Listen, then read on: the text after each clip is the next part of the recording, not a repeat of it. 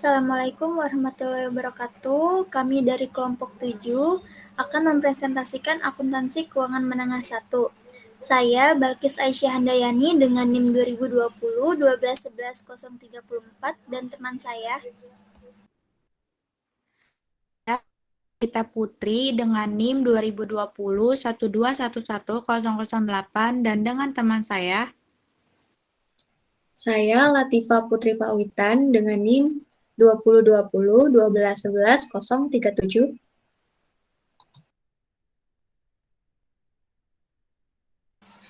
Dengan dosen akuntansi keuangan menengah 1 kita, Bapak Dr. Sparta, SE, ME, AK, CA.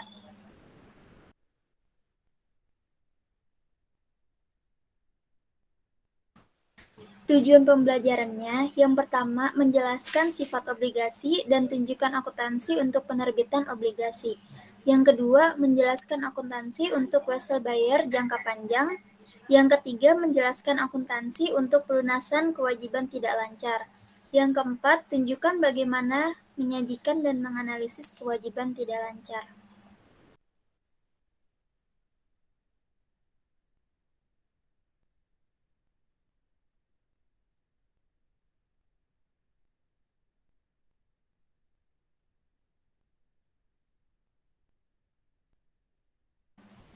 Pada hari ini kita akan membahas bab 14 tentang kewajiban tidak lancar atau non-current liabilities. Di sini terbagi menjadi 4 bagian. Yang pertama ada bonds payable. Terdiri dari types of bond, issuing bonds, valuation and accounting for bond payable, dan effective interest method. Yang kedua ada long-term notes payable. Terdiri dari notes issue at face value, note issue at face value.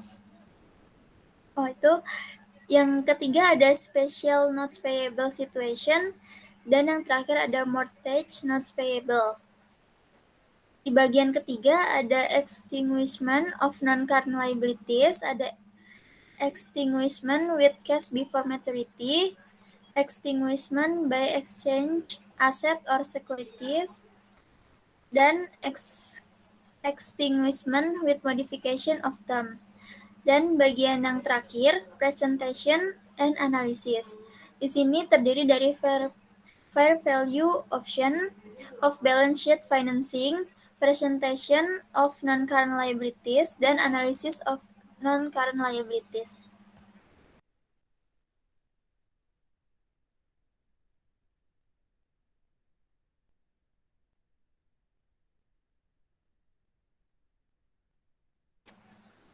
Selanjutnya ada hutang obligasi.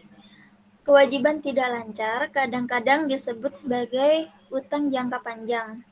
Terdiri dari arus keluar yang diharapkan dari sumber daya yang timbul dari kewajiban aset saat ini yang tidak terutang dalam waktu 1 tahun atau siklus operasi. Umumnya, utang jangka panjang memiliki berbagai perjanjian atau pembatasan yang melindungi baik pemberi pinjaman maupun peminjam. Identur atau perjanjian seringkali mencakup jumlah yang diotorisasi untuk diterbitkan, bunga tarif, tanggal jatuh tempo, ketentuan panggilan properti yang dijaminkan, persyaratan dana pelunasan, kerja pembatasan modal, dan dividen, dan pembatasan mengenai asumsi tambahan utang.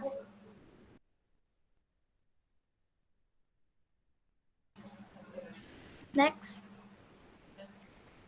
Di sini ada jenis obligasi. Yang pertama ada obligasi dengan jaminan dan tanpa jaminan. Obligasi yang dijamin didukung oleh janji semacam jaminan. Itu untuk yang dijamin. Sedangkan untuk obligasi hipotek dijamin dengan klaim atas real estate. Obligasi perwalian agunan adalah dijamin dengan saham dan obligasi perusahaan lain. Sedangkan di sini, obligasi yang tidak dijamin, ada obligasi yang tidak dijamin dengan agunan. Next. Jenis obligasi selanjutnya ada obligasi debentur tidak dijamin. Sebuah ikatan sampah tidak aman dan juga sangat beresiko, dan karena itu membayar tingkat bunga yang tinggi. Perusahaan sering menggunakan obligasi ini untuk membiayai pembelian dengan leverage, term, obligasi seri, dan obligasi yang dapat dibeli. Penerbitan obligasi yang jatuh tempo pada satu tanggal disebut obligasi berjangka. Obligasi yang jatuh tempo secara angsuran disebut obligasi seri. Serial obligasi jatuh tempo sering digunakan oleh sekolah atau distrik sanitasi, kota, atau badan pajak daerah yang menerima uang melalui retribusi khusus. Next. Jenis obligasi selanjutnya ada obligasi berdiskon, disebut dengan atau sebagai obligasi tanpa bunga. Dijual dengan harga diskon yang memberikan pembayaran bunga total pembeli pada saat jatuh tempo, tanpa bunga periodik pembayaran. Yang selanjutnya ada obligasi pendaftar dan pembawa kupon. Obligasi yang diterbitkan atas nama pemiliknya adalah obligasi terdaftar dan mewajibkan penyerahan sertifikat dan penerbitan sertifikat baru kepada menyelesaikan penjualan. Namun, obligasi pembawa atau kupon tidak dicatat atas nama pemiliknya dan dapat dialihkan dari satu pemilik ke pemilik lainnya hanya dengan pengiriman. Untuk jenis selanjutnya ada obligasi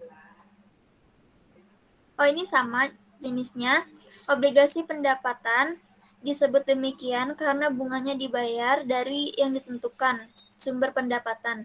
Paling sering dikeluarkan oleh bandara, sekolah distrik, kabupaten, jalan tol otoritas, dan badan pemerintah.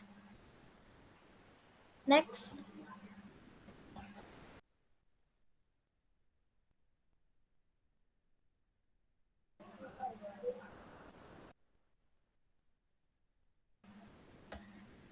Selanjutnya ada penerbitan obligasi. Penerbitan dan pemasaran obligasi ke publik tidak terjadi dalam semalam. Biasanya memakan waktu berminggu-minggu atau bahkan berbulan-bulan. Pertama, perusahaan penerbit harus mengatur penjamin emisi yang akan membantu pasar dan menjual obligasi.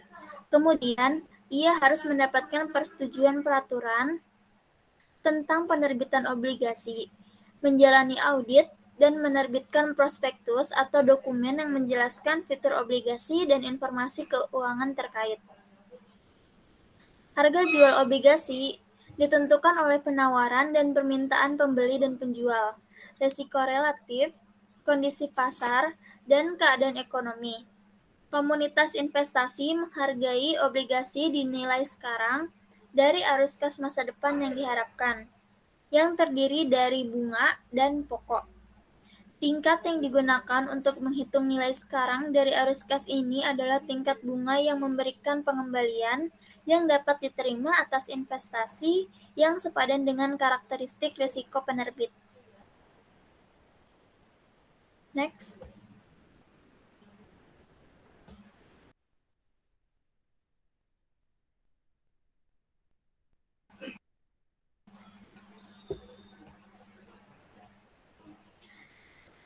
Selanjutnya ada obligasi diterbitkan di par. Jika kurs yang digunakan oleh komunitas investasi atau pembeli sama dengan kurs yang disebutkan, obligasi menjual di par. Artinya nilai par sama dengan nilai sekarang dari obligasi yang dihitung oleh pembeli, atau harga pembelian saat ini. Untuk mengilustrasikan perhitungan nilai sekarang dari penerbitan obligasi,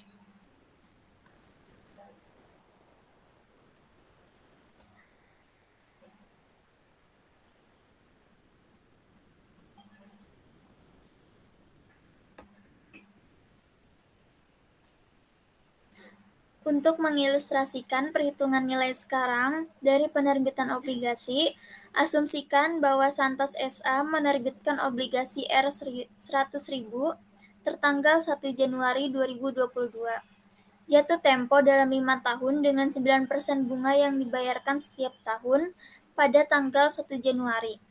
Pada saat diterbitkan, tingkat pasar untuk obligasi tersebut adalah 9%. Diagram waktu pada ilustrasi 14.1 menggambarkan bunga dan pokok kas mengalir.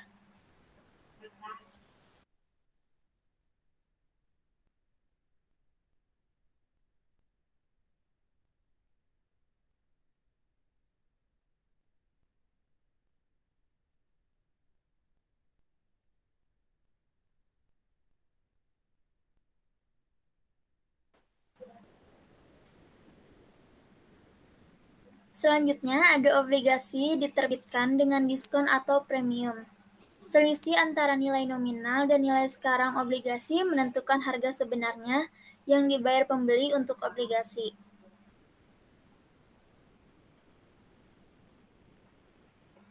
Perbedaan ini berupa diskon atau premium.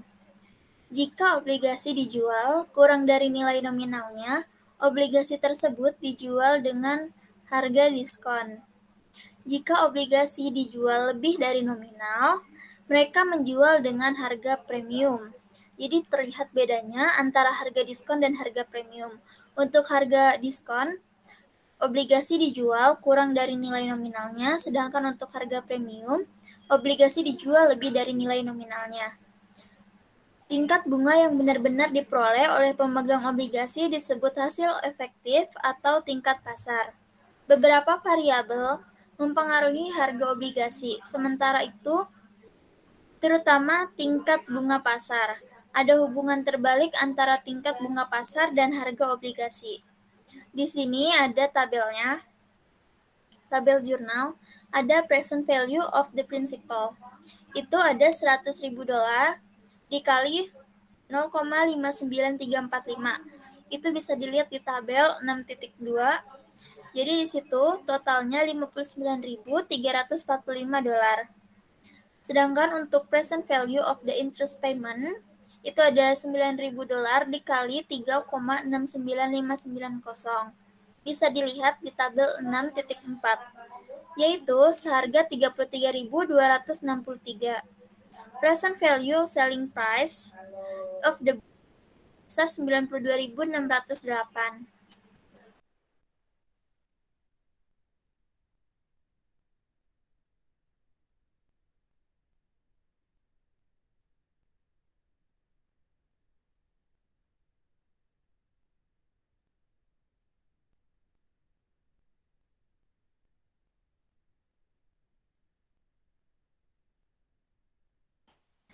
Ketika obligasi dijual kurang dari nilai nominal, itu berarti investor menuntut tingkat bunga yang lebih tinggi dari tarif yang tersedia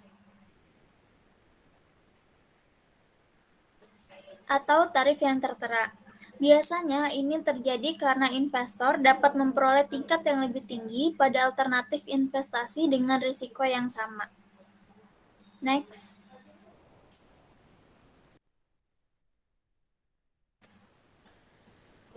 Selanjutnya ada metode bunga efektif. Perusahaan mencatat penyesuaian biaya ini sebagai beban bunga obligasi selama umur obligasi melalui proses yang disebut amortisasi.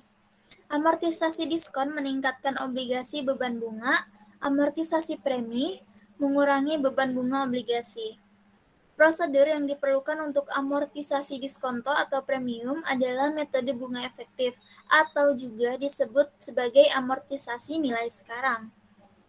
Yang pertama, ini ada ilustrasi untuk menghitung beban bunga obligasi terlebih dahulu dengan mengalihkan nilai tercatat atau book value dari obligasi pada awal periode dengan tingkat bunga efektif.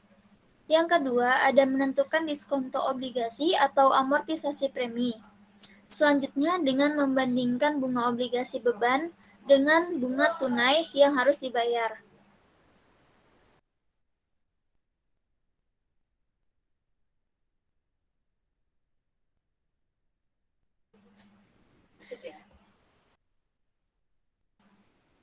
Berikut ada jurnalnya. Tabel jurnal di sini ada bond interest expense, yaitu carrying value of bonds at beginning of period dikali effective interest rate dikurang bond interest paid. Itu termasuk dari face amount of bond dikali state interest rate. Hasilnya itu amortisasi amount. Ini termasuk ilustrasi 14.5 atau diskonto obligasi dan perhitungan amortisasi premi. Metode bunga efektif menghasilkan beban bunga periodik yang sama dengan persentase konstan dari nilai tercatat obligasi. Next.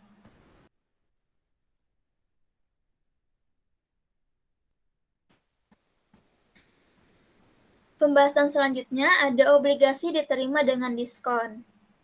Untuk mengilustrasikan amortisasi diskon berdasarkan metode bunga efektif, asumsikan Evermaster AG menerbitkan obligasi berjangka 8% sebesar 100.000 euro pada tanggal 1 Januari 2022. Jatuh tempo pada 1 Januari 2027 dengan bunga dibayarkan setiap tanggal 1 Juli dan 1 Januari.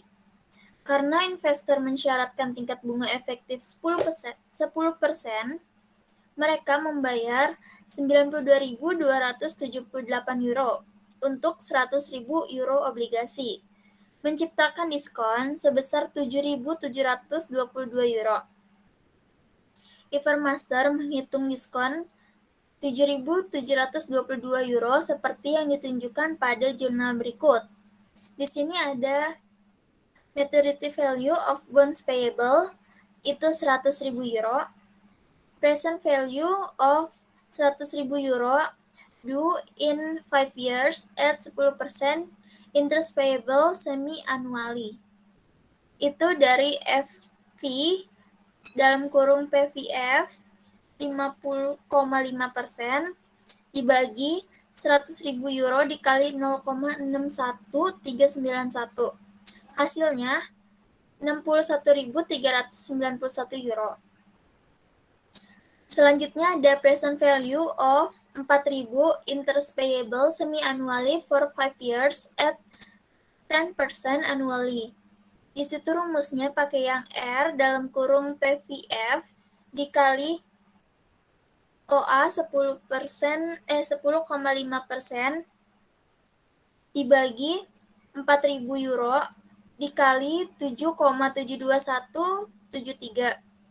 Hasilnya 30.887. Selanjutnya ada proses from sale of bond, itu sebesar 92.278. Jadi dikurangi hasilnya diskon of bond payable sebesar 7.722 euro. Next.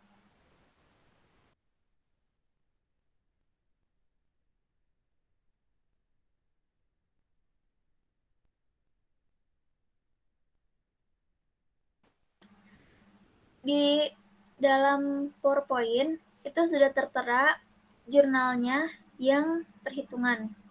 Evermaster mencatat penerbitan obligasinya dengan diskon pada tanggal 1 Januari 2022 sebagai berikut.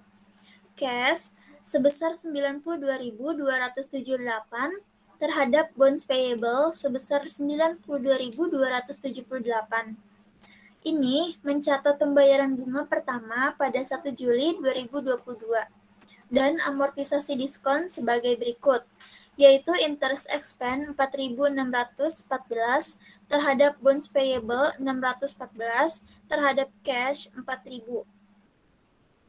Evermaster mencatat beban bunga yang timbul pada tanggal 31 Desember 2022 atau akhir tahun dan amortisasi potongan harga sebagai berikut.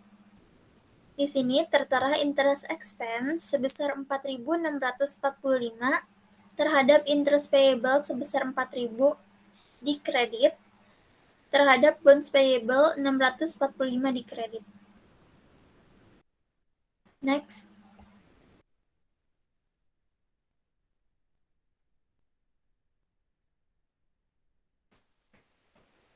Selanjutnya ada obligasi diterbitkan dengan premi. Sekarang asumsikan bahwa untuk penerbitan obligasi yang dijelaskan di atas, investor bersedia menerima tingkat bunga 6%.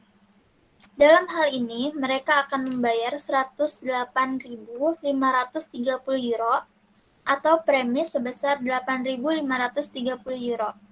Dihitung sebagai berikut. Maturity value of bonds payable 100.000 euro, present value of 100.000 euro, due in 5 years at 6%, interest payable semi-annual, yaitu pakai rumus yang tadi, yaitu FV dalam kurung PVF 10,3% dibagi 100.000 dikali 0,74409. Hasilnya sebesar 74.409 euro. Untuk present value of 4.000 interest payable semi-annual for 5 years at 6% annual, yaitu rumusnya R dalam kurung PVF dikurang OA 10,3% dibagi 4.000 dikali 8,53020. Hasilnya 34.121. Itu dilihat dari tabel yang tadi. Selanjutnya ada proses from sale of bond, yaitu sebesar 108.530. Jadi itu dikurang premium on bonds payable atau diskon premiumnya sebesar 8.530 euro. Next.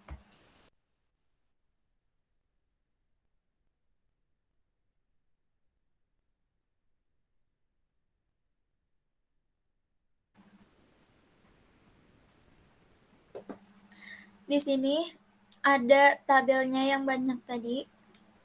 Evermaster mencatat penerbitan obligasinya secara premium pada 1 Januari 2022, yaitu cash sebesar 108.530 di debit terhadap bonds payable 108.530 di kredit. Evermaster mencatat pembayaran bunga pertama pada 1 Juli 2022 dan amortisasi premi sebagai berikut, yaitu interest expense sebesar 3.256 di debit terhadap bonds payable 744 di debit, terhadap cash 4.000 di kredit. Evermaster harus mengamortisasi diskon atau premi sebagai penyesuaian beban bunga selama umur obligasi, sedemikian rupa sehingga menghasilkan tingkat bunga yang konstan ketika yang diterapkan pada nilai tercatat jumlah hutang yang terutang pada awal periode tertentu. Next.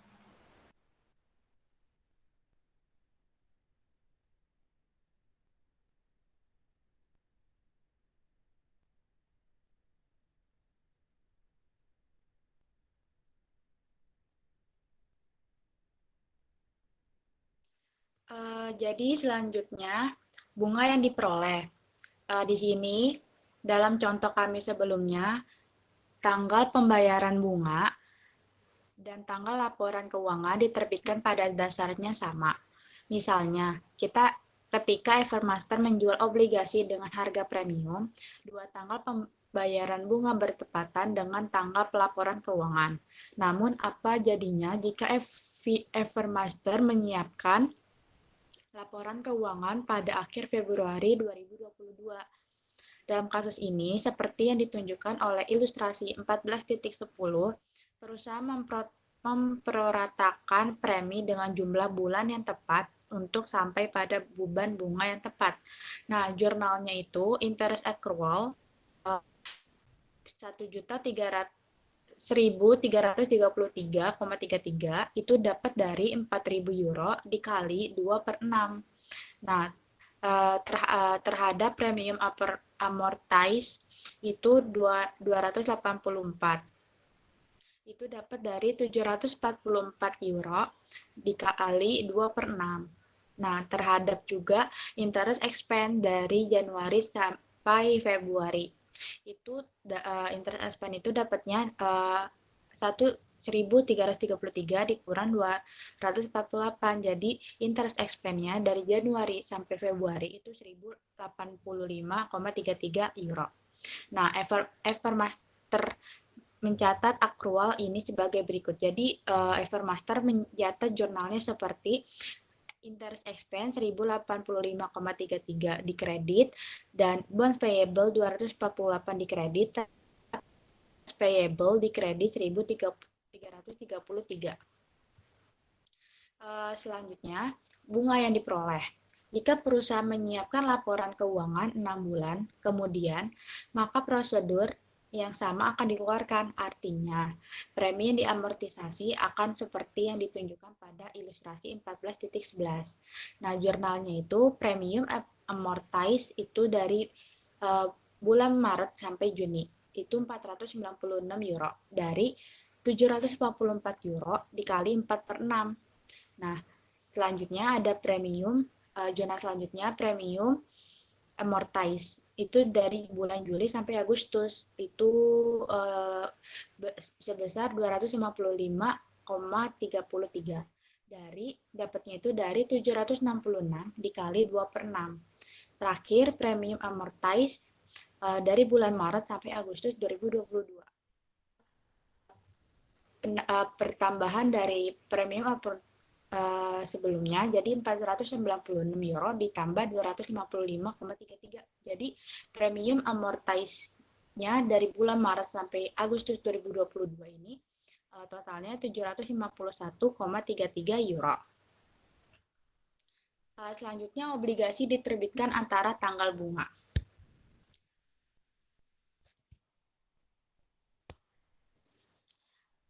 Ketika perusahaan menerbitkan obligasi di luar tanggal pembayaran bunga, investor obligasi akan membayar penerbit bunga yang diperoleh dari tanggal pembayaran.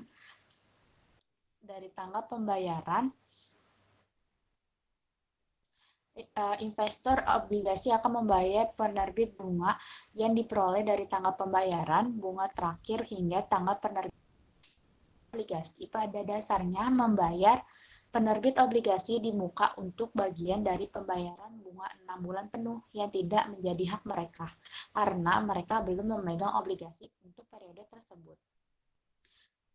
Kemudian pada tanggal pembayaran bunga setengah tahunan berikutnya, investor obligasi akan menerima pembayaran bunga 6 bulan penuh. Nah, jadi obligasi diterbitkan di par ini sebagai ilustrasinya itu diasumsikan bahwa alih-alih menerbitkan obligasinya pada 1 Januari 2022, Evermaster menerbitkan obligasi 5 tahunnya tanggal 1 Januari 2022 pada 1 Mei 2022 dengan nilai nominal 100.000 euro. Evermaster mencatat penerbitan obligasi antara tanggal bunga sebagai berikut. Nah, jadwalnya itu tanggal 1 Mei 2022, cash 108.039 terhadap bond payable 108.39 di kredit. Terus jurnal yang kedua, cash 2.667 di debit terhadap interest expense itu 266.667.000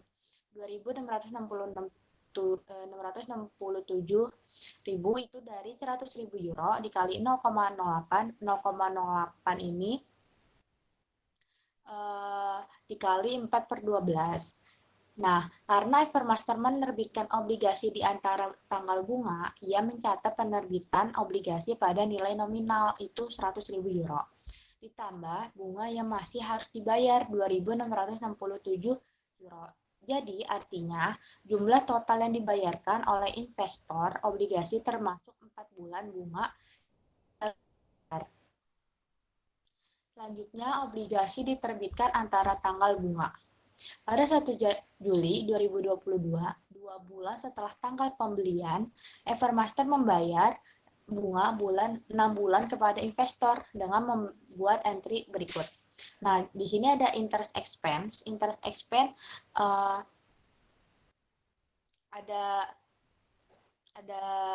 ketentuannya. Nah, terus jurnalnya 1 Juli 2022 ini interest expense itu 4.000 di debit dapat dari 100.000 euro dikali 0,08 dikali 0,6/12 karena dia membayar bunga 6 bulan kepada investor terhadap cash 4.000 di kredit.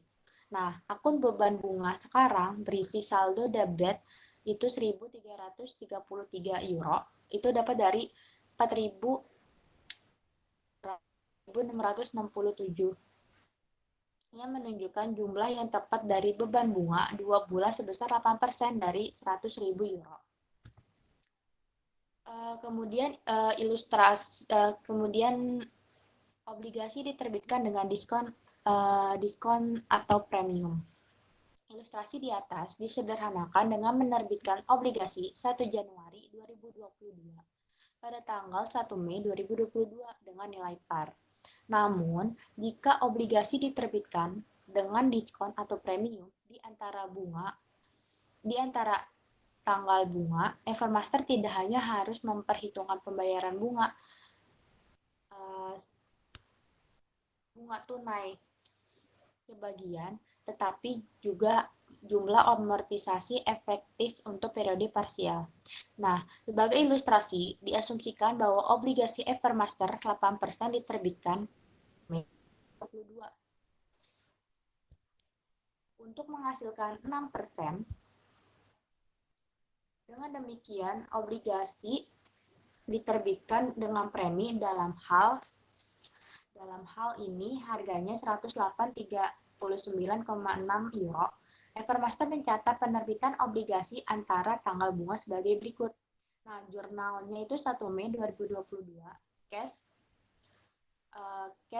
108,39 di debit terhadap bonds payable 108,39 di kredit. Dan ada jurnal yang kedua, cash 2.667 di debit terhadap interest expense itu 2.667.000 di kredit dari 100.000 euro dikali 0,08 dikali 4/12. Terus dalam hal ini Evermaster menerima total 110.706 euro pada saat penerbitan, terdiri dari harga obligasi 108,39 ditambah bunga yang harus dibayar sebesar 2.667. Jadi, mengikuti prosedur bunga efektif, Evermaster kemudian menentukan beban bunga dari tanggal penjualan itu pada tanggal 1 Mei 2022, bukan dari tanggal obligasi 1 Januari 2022. Nah, ilustrasinya itu ada di 14.12. Memberikan perhitungan menggunakan tingkat bunga efektif 6%. Oleh karena itu, beban bunga obligasi untuk 2 bulan, Mei dan Juni, adalah 1.080. Nah, jurnalnya itu interest expense, terus carrying value of bonds itu 108,39 euro, dan effective interest rate itulah 1% dari 0,06. 0,06 itu dari 6%. 6% tingkat bunga efektifnya. Nah, 2/12 itu karena dia 2 bulan, Mei dan Juni, jadi 2/12. Jadi 1%. Nah, interest expense for 2 months 108,39 dikali 1%. Jadi, interest expense for 2 months-nya itu 1.080 euro.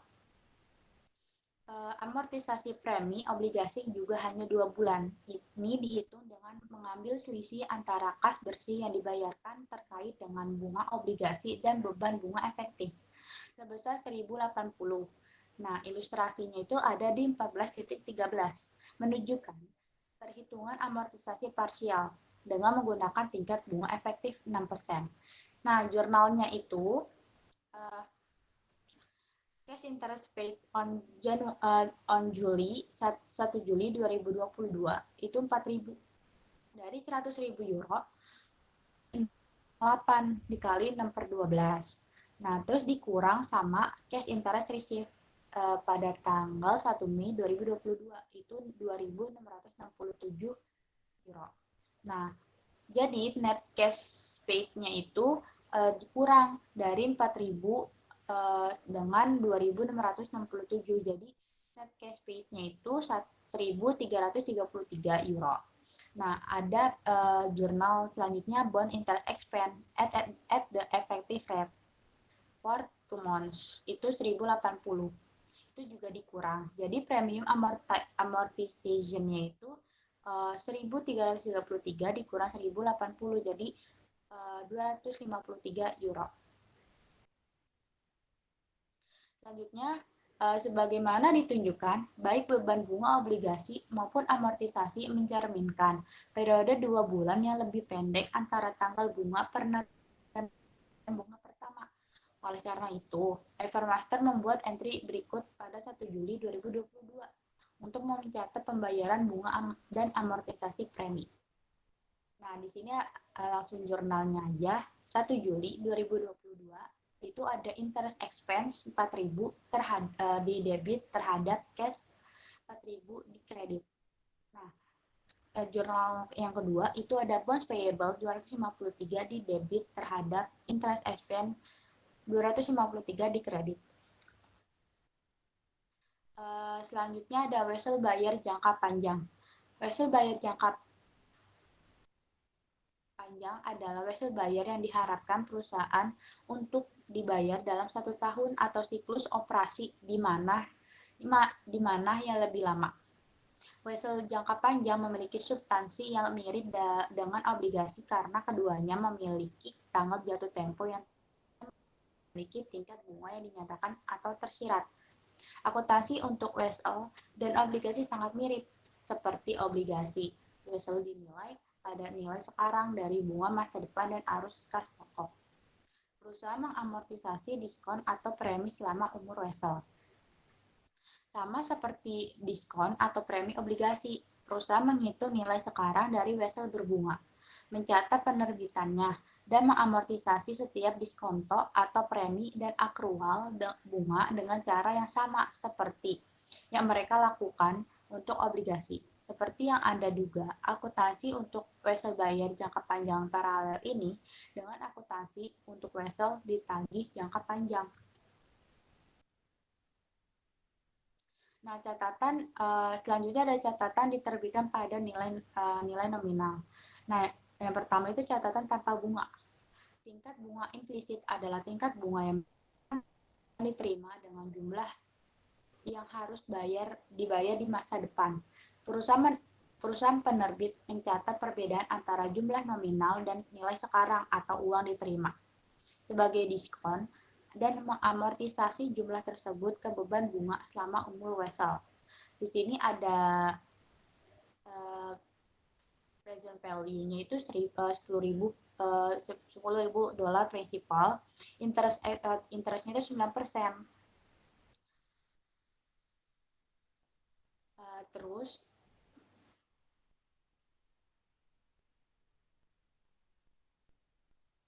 selanjutnya ada catatan diterbitkan pada nilai nominal. Turtle Cove mencatat penerbitan wesel tersebut sebagai berikut.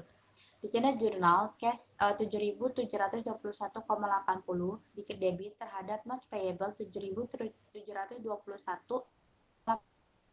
Nah, Tarkov ini mengamortisasi diskon dan mengakui beban bunga setiap tahun dengan menggunakan metode bunga efektif. Terdapat ilustrasi 14.15 menunjukkan amortisasi diskon 3 tahun dan jadwal beban bunga. Jadwal ini mirip dengan schedule wesel tagih perusahaan Yeremia pada ilustrasi 7.14. Di sini ada schedule of not discount amortization effective interest method dengan 0% dan discounted not discount-nya itu 9%. Di sini ada date of issue-nya itu 7.721,80. Terus end of year yang pertama itu cashback-nya 0. Interest expense-nya itu 7.721,80 dikali 9% itu 694,96. Diskon amortisasinya tetap sama dan carrying amount of notes-nya itu ditambah karena dia diskon. Jadi 8.416,76. Nah, end of year yang kedua, tahun kedua itu cashback-nya tetap 0. Nah, interest expense-nya itu 8.416,76 dikali 9% itu jadi interest expense-nya 757,51 dan diskon amortisasinya itu tetap sama.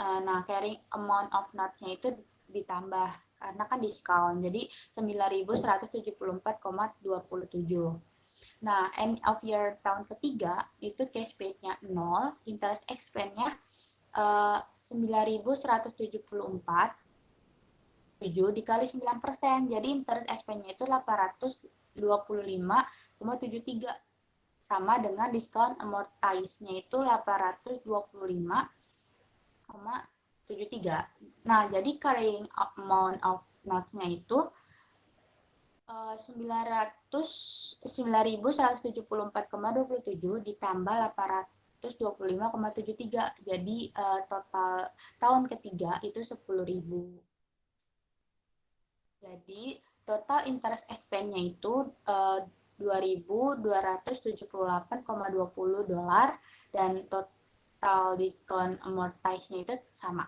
2.278,20 dolar.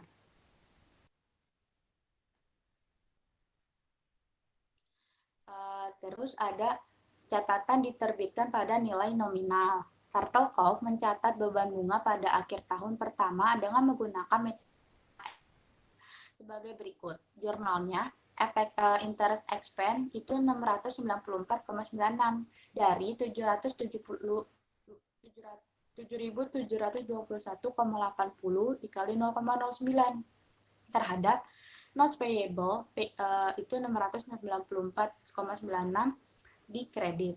Jadi jumlah total diskonnya itu 2.278,20 dolar. Dalam hal ini merupakan biaya yang akan dikeluarkan oleh Turtlecove Company pada vessel selama 3 tahun.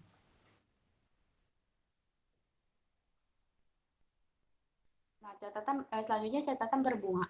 Vessel tanpa bunga di atas adalah contoh perbedaan ekstrim antara tingkat bunga yang ditetapkan dan tingkat efektif dalam banyak kasus. Perbedaan antara tarif ini tidak terlalu besar. Perhatikan contoh dari bab 7 di mana Meriko mengeluarkan uang tunai 10.000 euro. Bunga 10% kepada Morgan Group. Tingkat bunga pasar untuk vessel dengan resiko serupa adalah 12%. Ilustrasinya itu ada di 7.15. Menunjukkan diagram waktu yang menggambarkan arus kas dan perhitungan nilai sekarang dari vessel ini. Dalam hal ini, karena tingkat bunga efektif 12% lebih besar dari tingkat bunga yang ditetapkan 10%. Nilai sekarang vessel lebih kecil dari nilai nominal. Artinya, uang itu ditukar dengan diskon. Meriko mencatat penerbitan vessel tersebut sebagai berikut. Jurnalnya, cash itu di debit 9.520 terhadap note payable 9.520 di kredit. Meriko kemudian mengamortisasi diskon dan mengakui beban bunga setiap tahun dengan menggunakan metode bunga efektif. Ilustrasi 14.16 ini menunjukkan bahwa amortisasi diskon dan jadwal beban bunga.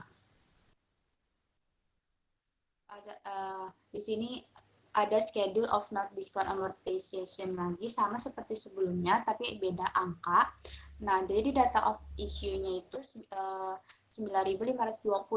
Nah, end of year tahun pertama itu cash paid-nya 1.000. Cash paid-nya 1.000. Interest expense-nya itu 1.000 itu dari mana? 10.000 dikali 10%. Jadi 1.000. Nah, interest expense-nya itu 1.142 itu dari 9.520 dikali 12%. Terus diskon amount-nya itu 1.142 dikurang 1.000, jadi 142 diskon amortization-nya. Nah, carrying amount of notes-nya ini ditambah karena dia metode diskon amortization. Jadi 9.520 ditambah 142 jadi 9.662. Nah, end of year tahun kedua itu cash paid-nya tetap 1.000.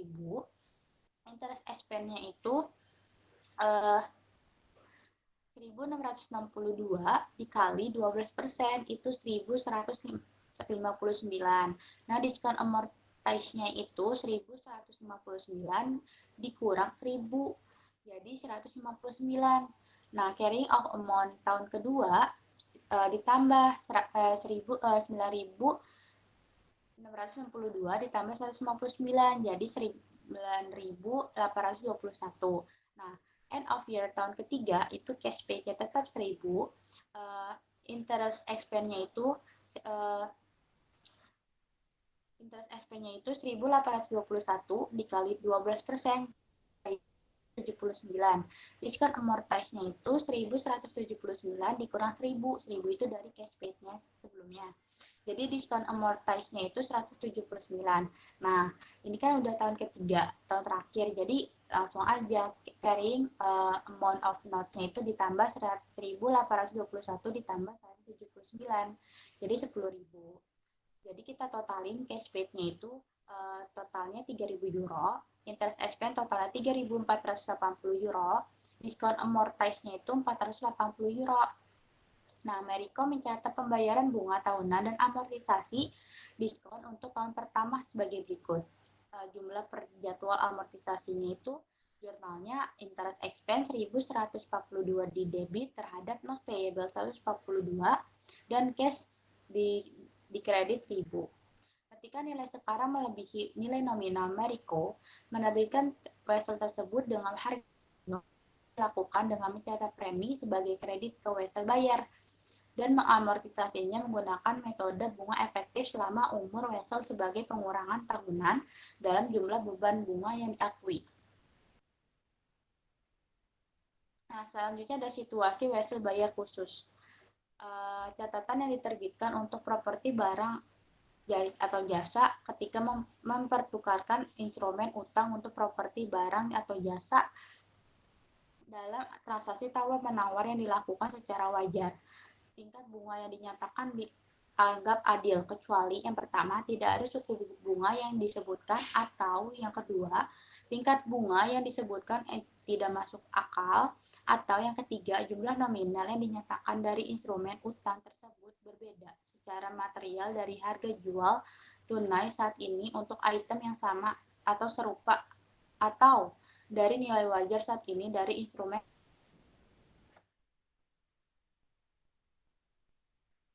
Nah, selanjutnya pilihan suku bunga. Untuk memperkirakan nilai sekarang dari wesel dalam keadaan seperti itu, perusahaan harus memperkirakan tingkat bunga yang berlaku yang mungkin berbeda dari tingkat bunga yang dinyatakan. Proses perkiraan tingkat bunga ini disebut imputasi, dan tingkat bunga yang dihasilkan disebut tingkat bunga yang diperhitungkan. Sebagai ilustrasi, asumsikan bahwa tanggal 31 Desember 2022, Wunderlich PLC mengeluarkan surat promes dan kepada Brown Interiors Company untuk jasa arsitektur. Catatan tersebut memiliki nilai nominal 550.000 euro. Jatuh tempo pada tanggal 31 Desember 2027 dan juga dikenakan tingkat bunga sebesar 2% yang dibayarkan pada akhir setiap tahun. Wunderlich tidak dapat dengan mudah menentukan nilai wajar dari jasa arsitektur. Berdasarkan atas dasar peringkat kredit Wunderlich, tidak adanya jaminan tingkat bunga utama tanggal tersebut dan bunga yang berlaku atas hutang Wunderlich lainnya. Perusahaan memperhitungkan tingkat bunga 8% yang sesuai dalam keadaan ini. Ilustrasi 14.18 menunjukkan diagram waktu yang menggambarkan kedua arus kas.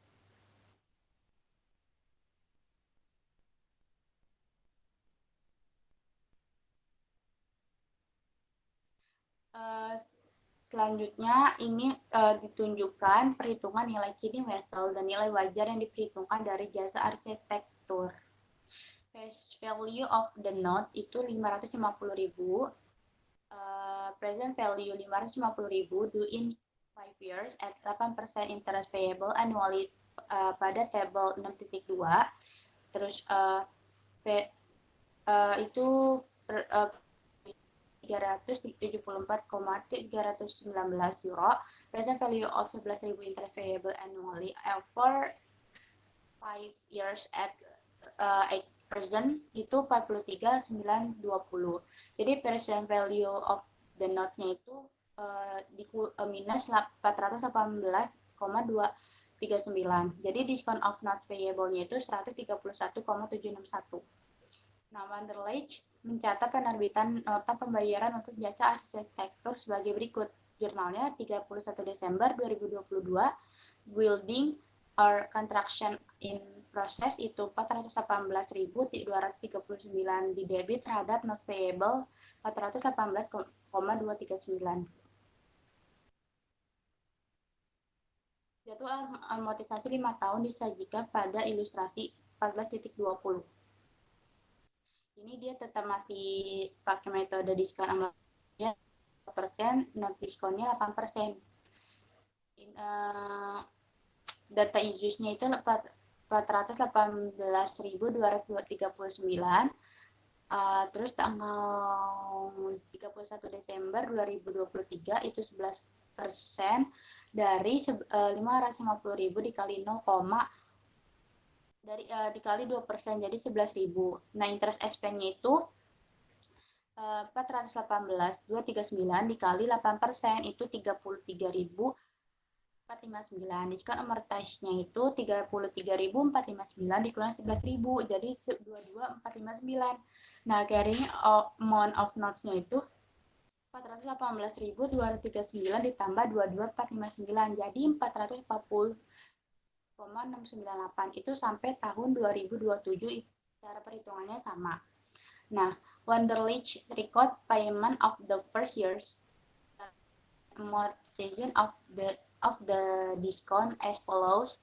Jadi 31 Desember 2023 itu interest expense 33.459, terhadap notes payable 22.459 dan cash 11.000.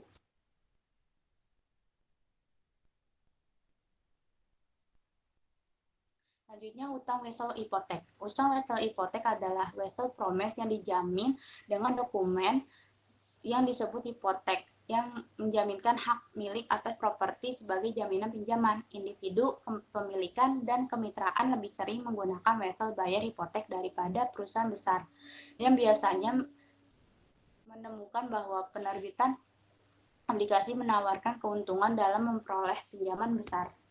Pemadaman kewajiban tidak lancar. Di bagian ini kita membahas penghapusan utang di bawah 3 situasi tambahan umum. Yang pertama, pemadaman dengan uang tunai sebagai tempo. Yang kedua, pemusnahan dengan cara mengalihkan aset atau surat berharga. Yang ketiga, pemadaman dengan modifikasi istilah.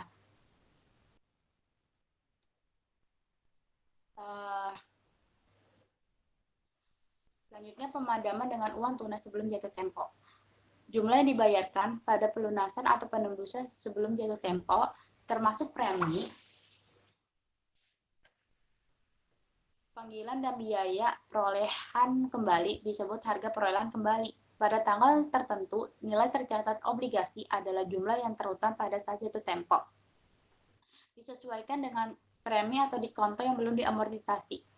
Setiap kelebihan dari nilai tercatat bersih atas harga perolehan kembali adalah keuntungan dari pelunasan. Selisih lebih dari harga perolehan kembali atas nilai tercatat adalah kerugian dari pelunasan. Pada saat premi atau diskonto yang belum diamortisasi harus diamortisasi sampai di tanggal akuisisi kembali.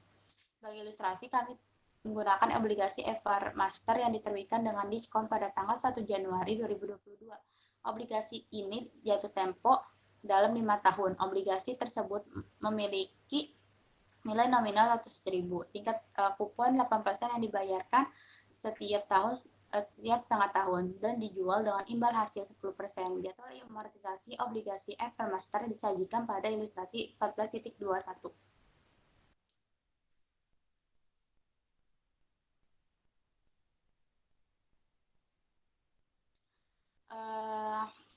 Pemadaman dengan uang tunai sebelum jatuh tempo. Itu ini masih pakai metode bond discount amortization. Jadi debt issues-nya itu 92.270. 7122 ini cash PT 4.000 dari 100.000 dikali 8% dikali 6/12. Jadi 4.000. Nah, interest expense-nya itu dari 92.278 dikali 10% kali 6/12, jadi 4.614. Terus diskon amortisasinya itu 4.614 dikurang 4.000, jadi 614. Nah, carrying amount of bonds-nya ini ditambah. dari 92.278 ditambah 614, jadi 92.892. Itu cara perhitungannya sama sampai 11 tahun 2027. Nah, total cash paid-nya itu 40.000 euro, interest expense-nya itu 47.722 euro, dan diskon amortize-nya itu 7.000 pada 1 Januari 2024, 2 tahun setelah tanggal penerbitan, Evermaster menyebut seluruh penerbitan di 101 membatalkannya, sebagaimana ditunjukkan dalam jadwal amortisasi nilai tercatat obligasi pada 1 Januari 2024 adalah 94.925 euro.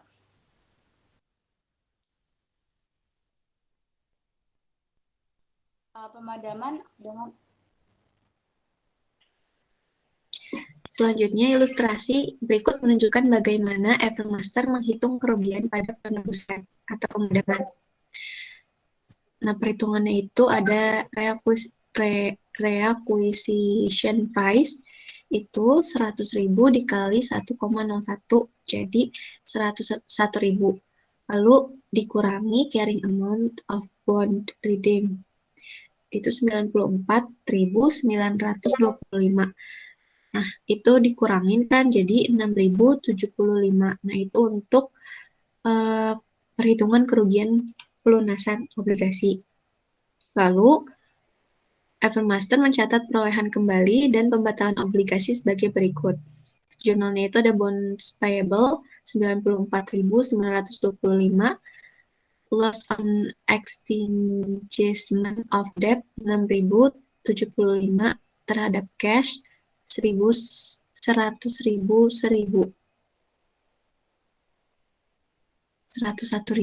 Next. Selanjutnya, pemadaman dengan tukar harta atau surat berharga. Selain menggunakan uang tunai, penyelesaian kewajiban utang dapat melibatkan pengalihan aset non-tunai, itu bisa real estate, piutang, atau aset lainnya, atau penerbitan saham debitur. Dalam situasi ini, kreditur harus memperhitungkan aset non-kas atau bunga ekuitas yang diterima pada nilai wajarnya. Debitur harus menentukan selisih lebih jumlah tercatat utang atas nilai wajar aset atau ekuitas yang dialihkan atau keuntungan. Debitur mengakui keuntungan sebesar jumlah kelebihannya. Selain itu, debitur mengakui keuntungan atau kerugian pelepasan aset sepanjang nilai wajar aset tersebut berbeda dengan nilai tercatatnya atau nilai buku. Next. Nah, selanjutnya ini tentang pengalihan aset. Asumsikan bahwa Hamburg Bank meminjamkan 20 juta ke Bond Mortgage Company. Bond pada gilirannya menginvestasikan uang ini di gedung apartemen tempat tinggal. Namun, karena tingkat hunian yang rendah, ia tidak dapat memenuhi kewajiban pinjamannya. Hamburg Bank setuju untuk menerima real estate dengan nilai wajar 16 juta dari Bond Mortgage dalam penyelesaian penuh kewajiban pinjaman 20 juta. Real estate memiliki nilai tercatat 21 juta pada pembukuan Bond Mortgage. Bond debitur mencatat transaksi ini sebagai berikut. Nah, jurnalnya notes payable itu ke Hamburg Bank 20 juta di debit, dan loss on disposal of real estate itu 21 juta dikurangi 16 juta sama dengan 5 juta di debit terhadap real estate, 21 juta di kredit, dan gain on extinguishment of debt 20 juta dikurangi 16 juta sama dengan 4 juta. Nah, 5 jutanya itu kan selisih antara 21 juta nilai buku dan 16 juta nilai wajar. Dan 4 jutanya selisih antara 20 juta nilai tercatat asal bayar dan 16 jutanya nilai wajar real estate. Next. Pemberian bunga ekuitas. Asumsikan bahwa Hamburg Bank setuju untuk menerima dari Bond Mortgage 320.000 saham biasa 10 par yang memiliki nilai wajar 16 juta dalam penyelesaian penuh kewajiban pinjaman 20 juta. Bond Mortgage sebagai debitur mencatat transaksi ini sebagai berikut. Notes payable ke Hamburg Bank 20 juta terhadap share capital ordinary 320.000 dikali 10, parnya jadi 3.200.000 di kredit, dan share premium ordinary 16 juta dikurangi 3,2 juta jadi 12.800.000 di kredit, dan gain on extinguishment of debt 4 juta di kredit. Next.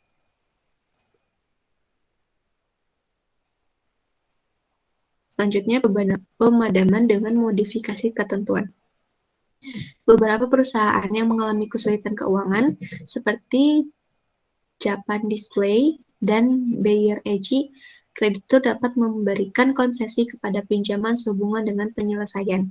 Misalnya, kreditur dapat menawarkan satu atau kombinasi dari modifikasi berikut. Yang pertama, pengurangan tingkat bunga yang ditetapkan. Yang kedua, perpanjangan tanggal jatuh tempo jumlah nominal utang. Dan yang ketiga, pengurangan jumlah nominal utang. Pengurangan atau penangguhan bunga yang masih harus dibayar. Next.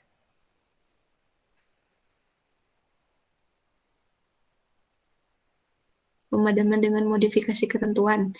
Nah, ini sebagai ilustrasi, asumsikan bahwa tanggal 31 Desember 2022, Morgan National Bank menandatangani perjanjian modifikasi utang dengan Resort Development Group yang mengalami kesulitan keuangan.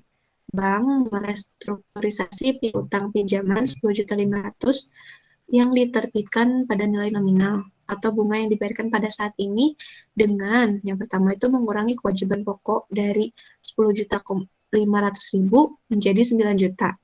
Yang kedua, memperpanjang tanggal jatuh tempo dari 31 Desember 2022 menjadi 31 Desember 2026. Dan yang ketiga, mengurangi tingkat bunga dari tingkat efektif historis dari 12% menjadi 8%. Mengingat kesulitan keuangan Resort Development, tingkat pinjaman berbasis pasarnya adalah 15%. Next.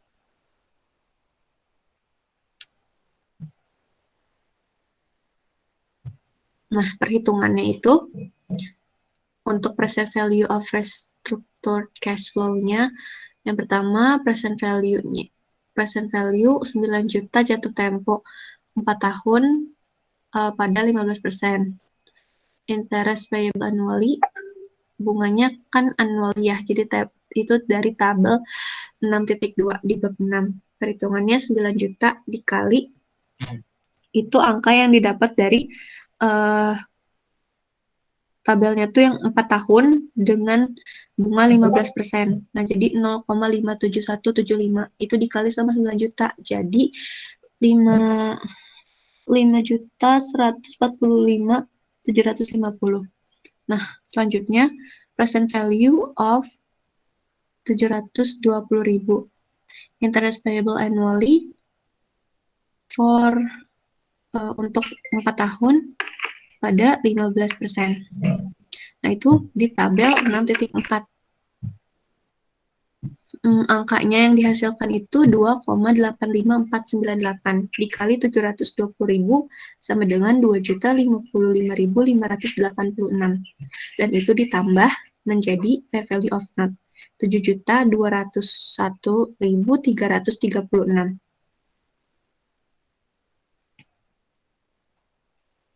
720.000 itu dari 9 juta dikali 8%.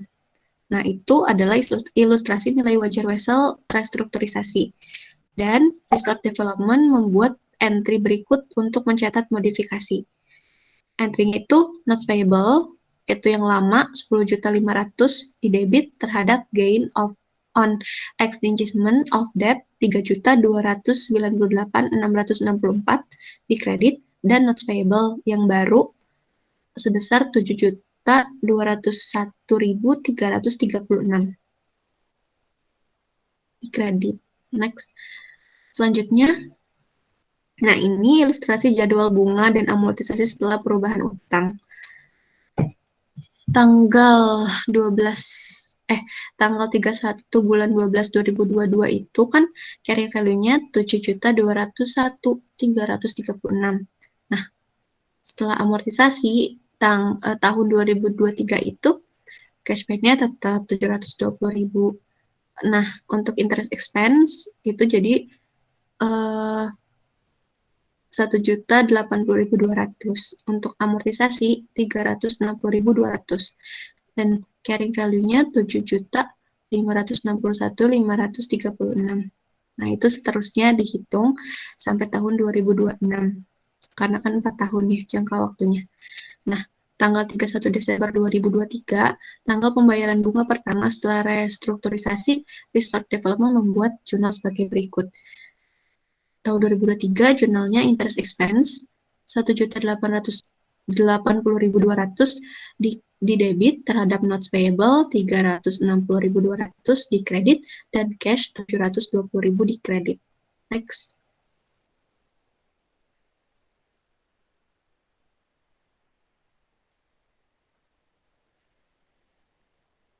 Nah, Resort Development membuat jurnal serupa, kecuali jumlah yang berbeda untuk kredit ke wesel bayar dan mendebit ke beban bunga. Setiap tahun sampai jatuh tempo. Pada saat jatuh tempo, Resort Development membuat jurnal sebagai berikut. Ini tahun 2026. Notes payable 9 juta terhadap cash 9 juta. Next. Selanjutnya, presentasi dan analisis. Opsi nilai wajar. Liabilitas jangka panjang seperti obligasi dan nilai wesel bayar umumnya diukur pada biaya perolehan diamortisasi atau nilai nominal hutang disesuaikan dengan pembayaran dan amortisasi premi atau diskonto. Namun, perusahaan memiliki opsi untuk mencatat nilai wajar dalam akun mereka untuk sebagian besar aset dan kewajiban keuangan, termasuk obligasi dan wesel bayar. IASB menganggap nilai wajar lebih relevan karena mencerminkan nilai setara cash saat ini dari instrumen keuangan. Next. Pengukuran nilai wajar.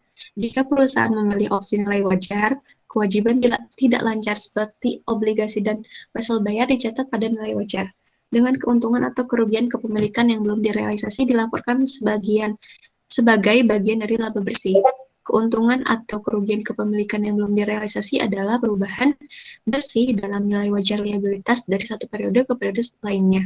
Tidak termasuk beban bunga yang diakui tetapi tidak dicatat. Akibatnya, perusahaan melaporkan liabilitas pada nilai wajar setiap tanggal pelaporan. Selain itu, ia melaporkan perubahan nilai sebagai bagian dari laba bersih. Next.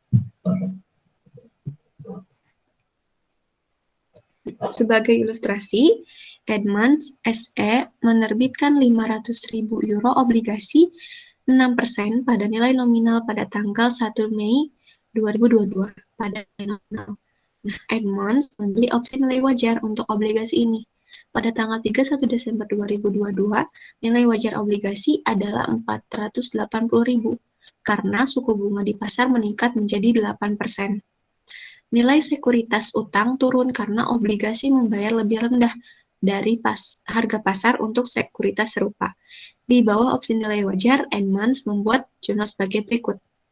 Bonds payable itu 20.000, itu tuh diskonnya ya. Nah, terhadap unrealized holding gain or loss income 20.000. Edmunds harus terus menilai hutang obligasi pada nilai wajar di semua periode berikutnya. Next.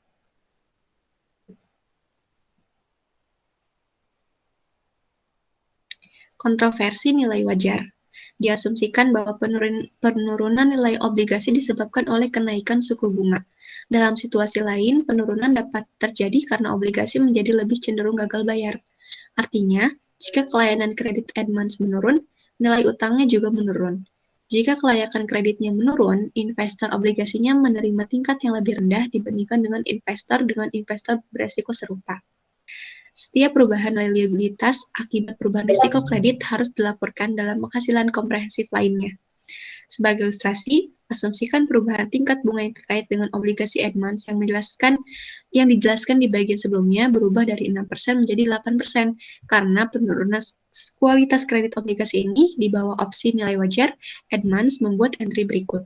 Bonds payable 20.000 terhadap unrealized holding gain or loss equity 20.000. Nah, jurnal ini mengakui penurunan nilai wajar liabilitas dan keuntungan kepemilikan yang belum direalisasi, yang dilaporkan sebagai bagian dari pendapatan komprehensif lain. Next.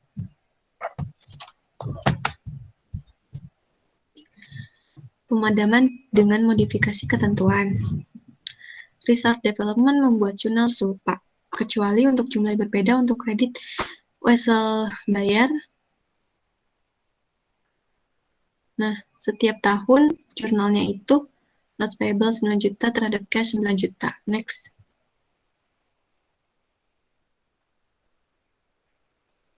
Pengalihan aset.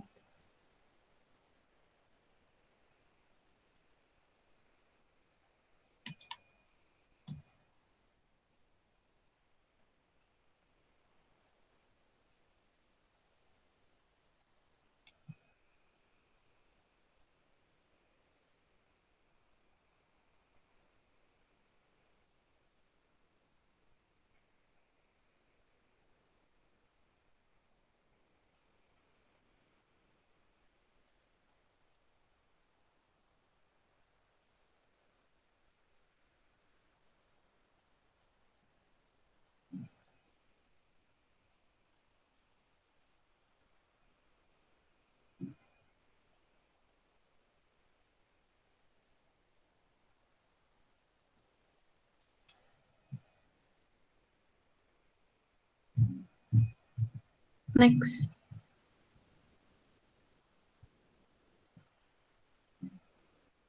Pembiayaan di luar neraca. Pembiayaan di luar neraca adalah upaya untuk meminjam uang sedemikian rupa untuk mencegah pencatatan kewajiban. Pembiayaan di luar neraca dapat mengambil bentuk yang berbeda. Yang pertama, anak perusahaan yang tidak dikonsolidasi. Berdasarkan IFRS, perusahaan induk tidak harus mengkonsolidasikan anak perusahaan yang memilikannya kurang dari 50%.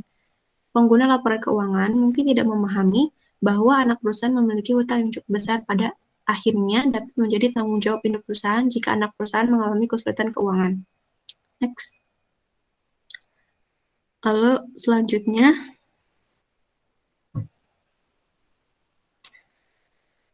yang kedua, entitas bertujuan khusus atau SPA.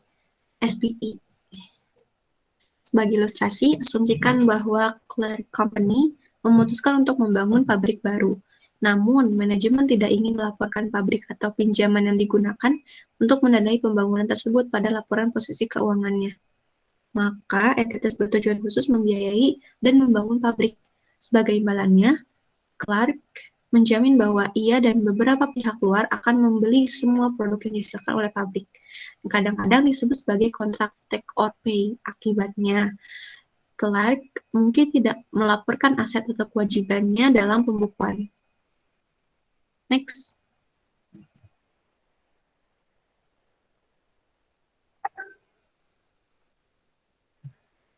Nah, pembiayaan di luar neraca untuk yang alasan atau rasional. Mengapa perusahaan terlibat dalam pembiayaan off-balance sheet? Yang pertama, menghapus utang meningkatkan kualitas laporan posisi keuangan dan memungkinkan kredit diperoleh dengan lebih mudah dan dengan biaya lebih rendah.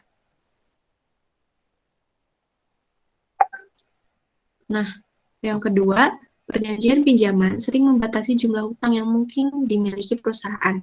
Akibatnya, perusahaan menggunakan pembiayaan off-balance sheet karena jenis komitmen ini mungkin tidak dipertimbangkan dalam menghitung batas hutang.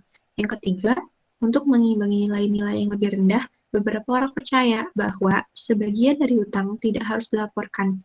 Jika perusahaan melaporkan aset pada nilai wajar, tekanan lebih kecil pasti akan ada untuk mengatur pembiayaan off-balance sheet. Next.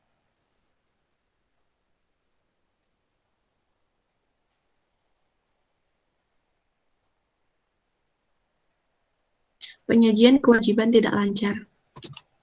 Hutang jangka panjang yang jatuh tempo dalam waktu 1 tahun harus dilaporkan sebagai kewajiban lancar. Jika perusahaan berencana untuk membiayai kembali hutang, mengubahnya menjadi saham, atau menariknya dari dana pensiun obligasi, perusahaan harus terus melaporkan hutang sebagai tidak lancar jika perjanjian pembiayaan kembali selesai pada akhir periode. Pengungkapan catatan umumnya menunjukkan sifat kewajiban, tanggal jatuh tempo, suku bunga, ketentuan panggilan, hak konversi, pembatasan yang diberlakukan oleh kreditur, dan aset yang ditunjuk atau dijaminkan. Perusahaan harus menunjukkan setiap aset yang dijaminkan sebagai jaminan utang di bagian aset laporan posisi keuangan. Nilai wajar utang jangka panjang juga harus diungkapkan. Akhirnya, perusahaan harus mengungkapkan pembayaran masa depan untuk kebutuhan dana pelunasan dan jumlah jatuh tempo utang jangka panjang selama masing-masing 5 tahun ke depan. Pengungkapan ini membantu pengguna laporan keuangan dalam mengevaluasi jumlah dan waktu arus kas masa depan. Next. Analisis kewajiban tidak lancar. Next. Nah, yang pertama, rasio utang terhadap aset atau debt to asset ratio. Nah, ini untuk mengukur presentasi total aset yang diberikan kepada kreditur. Rumusnya itu total liabilities dibagi total aset. Nah, semakin tinggi presentasi total kewajiban terhadap total aset, sebagian besar risiko bahwa perusahaan mungkin tidak dapat memenuhi kewajibannya yang jatuh tempo. Karena kebanyakan utangnya daripada asetnya. Next. Yang kedua itu times interest earned. Rasio ini diperoleh untuk menunjukkan kemampuan perusahaan untuk memenuhi pembayaran bunga saat jatuh tempo. Rumusnya itu net income ditambah interest expense ditambah income tax expense dibagi interest expense. Novartis memiliki total kewajiban sebesar 66.871 juta.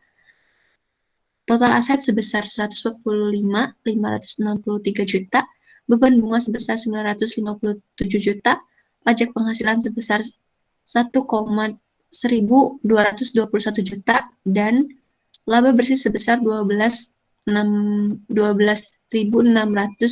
juta.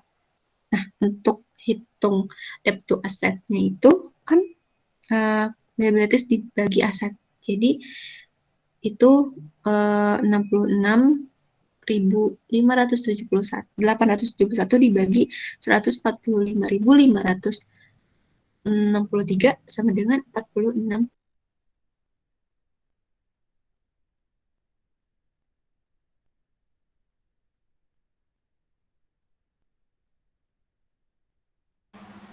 Selanjutnya ada soal dan jawaban chapter 13. Next.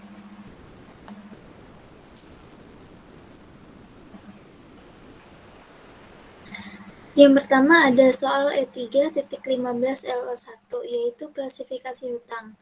Berikut ini adalah 4 situasi berbeda yang terkait dengan kewajiban hutang MCQ PLC. Tanggal pelaporan keuangan MCQ berikutnya adalah 31 Desember 2021.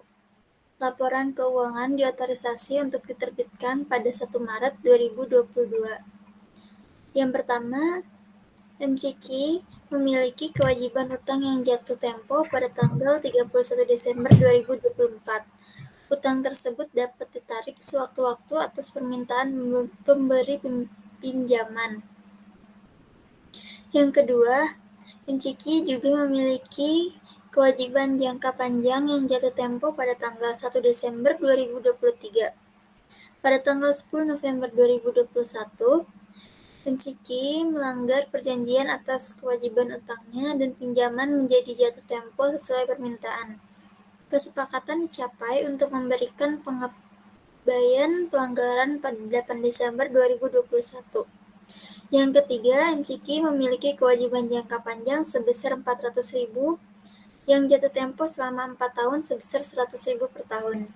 Obligasi tersebut tertanggal 1 November 2021 dan jatuh tempo pertama adalah 1 November 2022. Next. Yang keempat, MCQ memiliki kewajiban jangka pendek yang jatuh tempo pada 15 Februari 2022. Pemberi pinjaman setuju untuk memperpanjang tanggal jatuh tempo pinjaman menjadi 15 Februari 2024.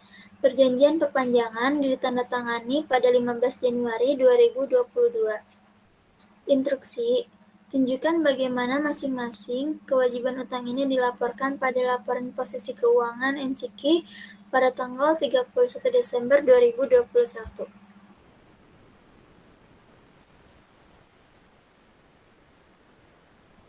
Jawabannya untuk yang pertama, karena utang dapat sewaktu-waktu diminta oleh pemberi pinjaman, maka utang tersebut harus diklasifikasikan sebagai kewajiban lancar. Fakta bahwa hutang tersebut jatuh tempo pada tanggal 31 Desember 2024 dikalahkan oleh fakta bahwa utang tersebut mampu sesuai permintaan. Jadi, karena utang bisa sewaktu-waktu dibayar, itu adalah kewajiban lancar. Yang kedua, jika ada pelanggaran perjanjian hutang, biasanya diklasifikasikan sebagai kewajiban lancar. Itu dapat dibayarkan kapan saja karena pelanggaran. Namun, jika perusahaan memperoleh masa tenggang dari pemberi pinjaman sebelum tanggal pelaporan, maka diklasifikasikan sebagai kewajiban tidak lancar. Dalam hal ini, MCQ PLC memperoleh waiver atau pelepasan tuntutan dari pelanggaran dari pemberi pinjaman pada tanggal 8 Desember 2021 atau sebelum tanggal pelaporan. Karena itu, sekarang harus diklasifikasikan sebagai kewajiban tidak lancar. Next, untuk jawaban yang ketiga, kewajiban jangka panjang sebesar 400.000 dolar dibayarkan dalam 4 kali angsuran selama 4 tahun masing-masing sebesar 100.000 dolar. Karena tanggal jatuh tempo pertama adalah 1 November 2022 dan 100.000 dolar terutang pada tanggal tersebut dalam 12 bulan dari tanggal pelaporan. 100.000 dolar harus diklasifikasikan sebagai kewajiban lancar dan sisa jumlah 300.000 dolar harus diklasifikasikan dengan kewajiban tidak lancar. Yang keempat, kewajiban jangka pendek jatuh tempo pada tanggal 15 Februari 2022, yaitu dalam jangka waktu 12 bulan sejak tanggal pelaporan. Meskipun perjanjian perpanjangan telah ditandatangani, tetapi pada tanggal 15 Januari 2022, setelah tanggal pelaporan, tetap diklasifikasikan sebagai kewajiban lancar. Next.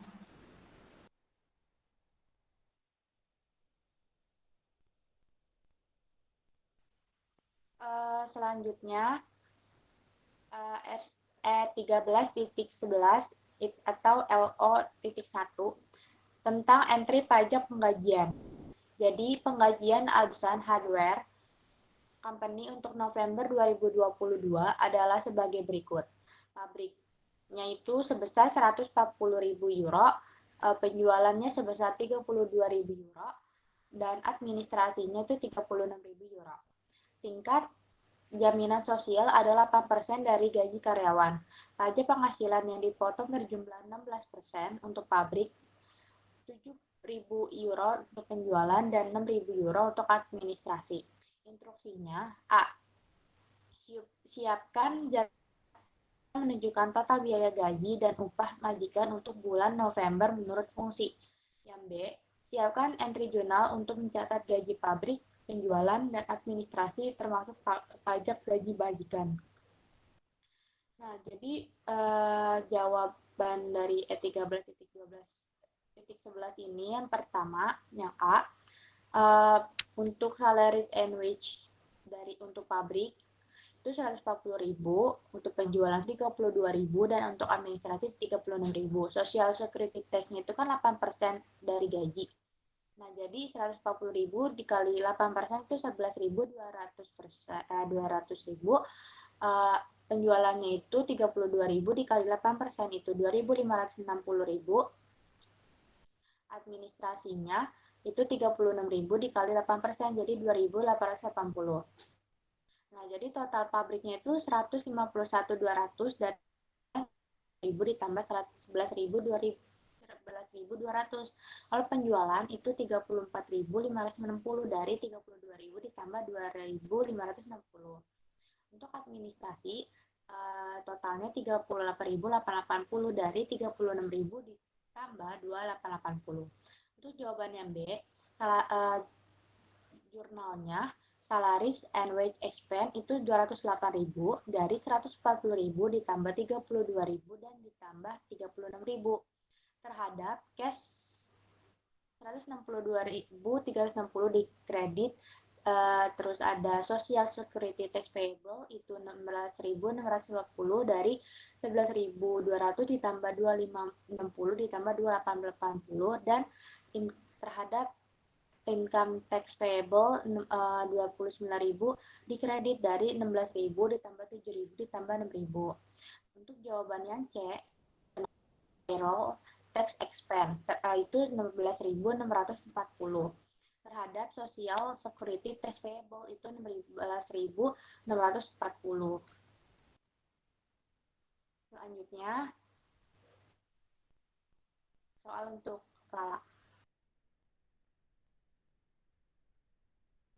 Selanjutnya soal E13.17 untuk LO2 dan 3.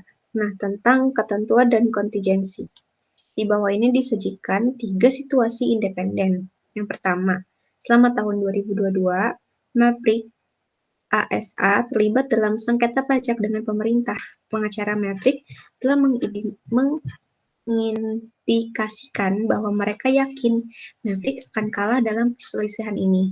Mereka juga percaya bahwa Maverick harus membayar pemerintah antara 800.000 euro dan 1.400.000 euro. Setelah laporan keuangan 2022 dikeluarkan, kasus ini diselesaikan dengan pemerintah sebesar 1.200.000 euro.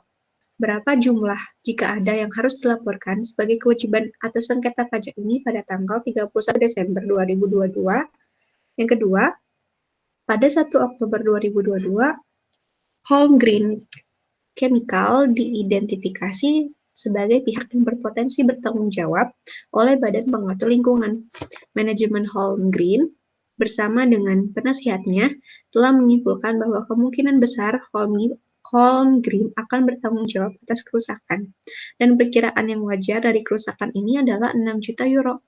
Polis asuransi Holmgreen sebesar 9 juta euro memiliki klausul yang dapat dikurangkan sebesar 500.000 euro. Bagaimana seharusnya Holmgreen Chemical melaporkan informasi ini dalam laporan keuangannya pada tanggal 31 Desember 2022. Next, yang ketiga, Shinobi Ltd memiliki pabrik di Darfur, Sudan, yang hancur dalam perang saudara. Tidak pasti siapa yang akan memberi kompensasi kepada Shinobi atas kehancuran ini. Tetapi Shinobi telah diyakinkan oleh pejabat pemerintah bahwa mereka akan menerima jumlah yang pasti untuk pabrik ini. Jumlah kompensasi akan kurang dari nilai wajib pabrik, tetapi lebih dari nilai bukunya. Bagaimana seharusnya kompensasi dilaporkan dalam laporan keuangan Shinobi? Instruksinya itu jawab pertanyaan di akhir setiap situasi. Nah, selanjutnya jawabannya untuk situasi yang pertama, IASB mensyaratkan bahwa ketika beberapa jumlah dalam kisaran kerugian yang diharapkan muncul pada saat menjadi perkiraan yang lebih baik daripada jumlah lain dalam kisaran, jumlah itu harus dibayar. Bila tidak ada jumlah dalam kisaran yang merupakan perkiraan yang lebih baik daripada jumlah lainnya, nilai yang diharapkan atau titik tengah kisaran harus digunakan. Dalam hal ini, Maverick ASA akan melaporkan kewajiban sebesar 1.100.000 euro pada tanggal 31 Desember 2022. Nah, untuk situasi yang kedua, kerugian harus diakui sebesar 6 juta euro. Pemulihan asuransi potensial adalah aset kontingensi tidak dicatat sampai diterima. Menurut IFRS, klaim untuk pemulihan hanya dapat dicatat jika pemulihan dianggap pasti. Lalu, untuk situasi yang ketiga, ini adalah aset kontingensi yang jumlah yang akan diterima akan melebihi nilai buku pabrik. Aset kontingensi tidak dicatat dan diungkapkan hanya jika probabilitasnya tinggi atau hampir pasti bahwa aset kontingensi akan menjadi kenyataan. Selanjutnya,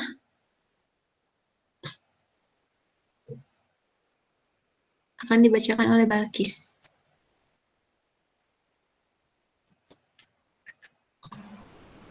Selanjutnya ada soal E13.23 LO4, yaitu perhitungan dan pembahasan rasio. Chain Group telah beroperasi selama beberapa tahun dan pada tanggal 31 Desember 2022 disajikan laporan posisi keuangan berikut dalam jumlah ribuan.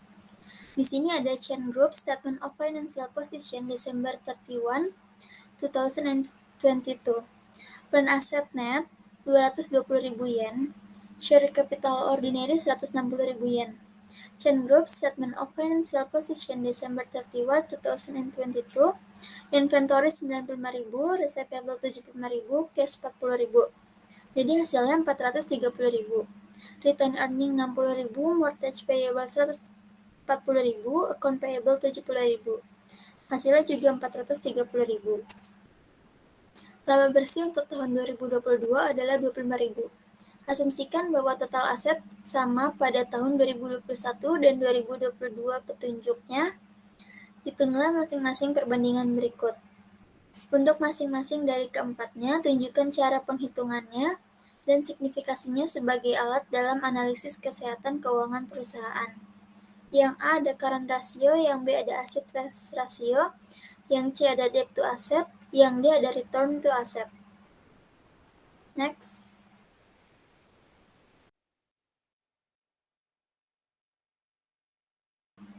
Untuk perhitungan yang A itu ada menghitung current ratio. Jadi rumusnya ada current asset dibagi current liabilities sama dengan 95.000 ditambah 75.000 ditambah 40.000 dibagi 70.000. Hasilnya 3. Untuk yang B ada perhitungan acid test ratio. Rumusnya cash ditambah short term investment ditambah net receivable sama dengan 40.000 ditambah 160.000 ditambah 75.000 dibagi current liabilities sebesar 70.000 sama dengan 3,93. Yang C ada debt to asset ratio. Jadi di situ rumusnya total debt dibagi total aset. Total debt-nya itu 140.000 ditambah 70.000 dibagi 220.000 ditambah 95.000 ditambah 75.000 ditambah 40.000 sama dengan 0,49. Untuk perhitungan yang D ada return on asset. Jadi rumusnya net income dibagi total aset. Net income-nya 25.000, total asetnya jadi 25.000 dibagi 220.000 ditambah 95.000 ditambah 75.000 ditambah 40.000. Hasilnya 0,06. Next. Selanjutnya akan dibacakan oleh Intan.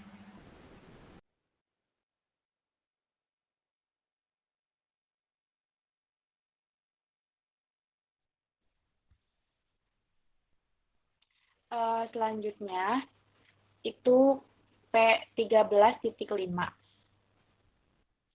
dari LO2 garansi.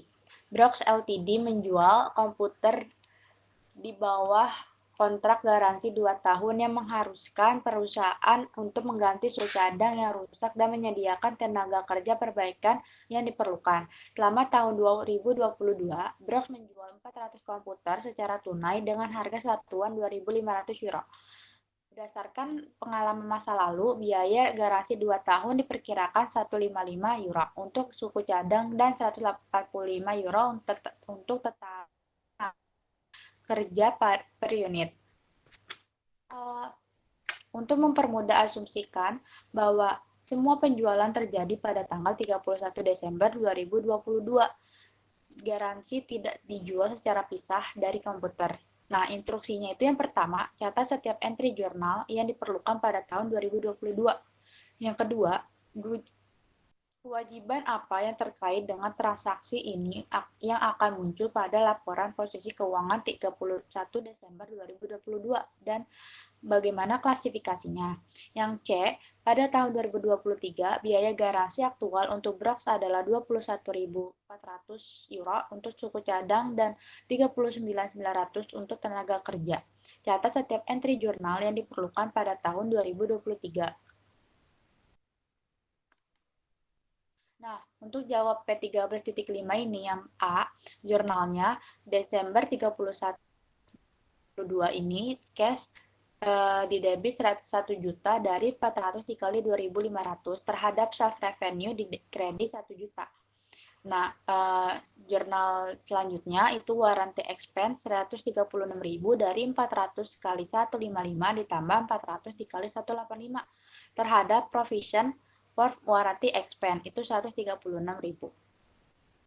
Untuk yang B, penyisihan untuk Beban garansi merupakan kewajiban yang harus diakui dalam neraca per 31 Desember 2022. $68.000 itu dari 136.000 dibagi 2 harus diklasifikasikan dalam ketentuan jangka pendek kurang dari 1 tahun, dan saldo $68.000 harus dalam ketentuan jangka panjang lebih dari 1 tahun. Untuk yang C, jawabannya jurnalnya itu pada tahun 2020 warranty expense itu 61.300 di debit. Itu dari 21.400 ditambah 39.900 terhadap cash 61.300 di kredit. Sekian presentasi dari kami. Kurang lebihnya mohon maaf. Wassalamualaikum warahmatullahi wabarakatuh.